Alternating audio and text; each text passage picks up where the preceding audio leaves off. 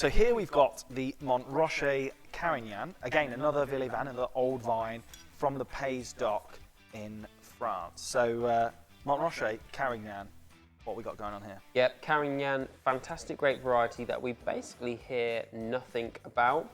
It's a big blender, so you know in northern Spain some of the most prestigious wines of northern Spain are blended with Carignan, and the same in southern France, but you don't tend to hear about it. Carignan is a born survivor. This grape will grow anywhere. You put it in perfect conditions and it will grow in huge quantities and very, very easily. And that tends to be where we get mass-produced, not very great red wine. Put it in difficult conditions, however, like the sort of rocky, rugged areas of the Roussillon in the south of France, where this comes from, we're talking about bush vines here that are like clinging onto a rock on the side of a mountain. We're not talking about flat vineyards here, we're talking about like literally a bush clinging onto something. The struggle that they have to go through to survive creates these grapes that are full of fruity flavour. And Carignan, once it's put through that trial, becomes rich and dark. It's pure Ribena in flavour and like a dark, rich, licoricey sort of flavour to it. And it's actually quite crazy really how concentrated and dark in flavour this grape can be. We actually know nothing about it compared to something like Malbec or Shiraz. Yeah, I mean, 100%. I just had a little drink then and I was like, you know, this is proper Ribena, you know, and I'm not talking tooth kind here. This, you know, real blackcurrant hit. Like, again, you know, it's not about telling you what you should and shouldn't taste, but you can't avoid that. Like, it's really nice.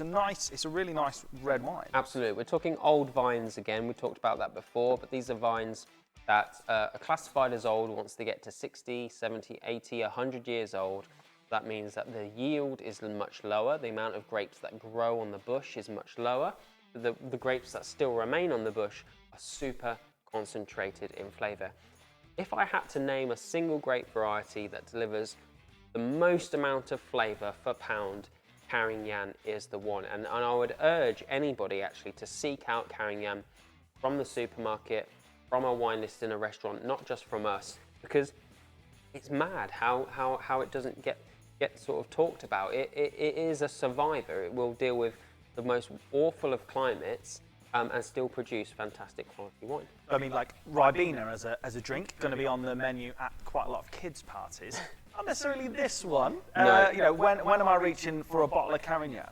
So I think anything that has got a dark, rich gravy for me. I mean, that's what this is: rich, fruity gravy in a bottle for me. So, you know, if you're serving a roast dinner of lamb or beef and you've really put the work into the gravy, or something with a rich sauce, you know, anything like that is going to be a pairing. I'm going to throw you a you know, rhetorical question here. I don't know the answer. I tried to Google it, couldn't find out. What's the difference between a sauce and a gravy? Ooh, a sauce and a...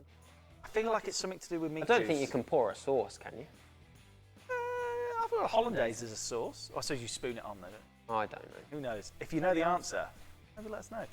Yeah, so you said then, you know, when are we eating? You know, what are we eating with this? So the other thing about Carignan is the area that it grows, these rugged parts of Roussillon in the southern France. We're talking, it's like right next door to rosemary bushes and oregano, but like wild oregano, those sort of what we call Provençal herbs, south of France herbs.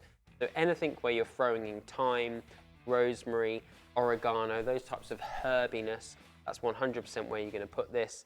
So that could be Italian flavours, it could be French flavours. Again, when there's a dark jus, gravy, sauce, anything like that, this is your man. I mean, might give it a go with a bit of lamb and rosemary myself. Ooh.